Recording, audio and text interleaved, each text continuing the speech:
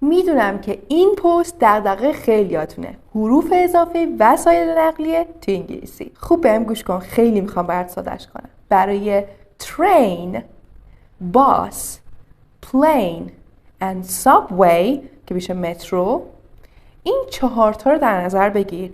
توشون انقدر بزرگ هست که ما میتونیم راه بریم، درسته؟ اونایی که انقدر بزرگن که توشون میتونیم راه بریم آن و آف داره، با آن و آف میاد.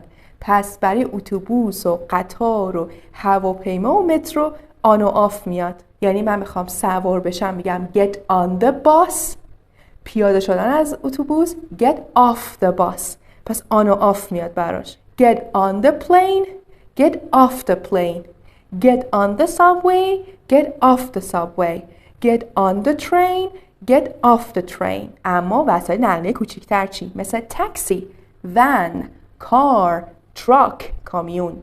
برای اینا چون نمیتونی، فقط این کاری که میتونی انجام بدی اینه که میتونی بری توش بشینی، ازش بیای بیرون، نمیتونی توش راه بری. پس این و اوت داره، یعنی میری داخلش میای بیرون، این و اوت میاد.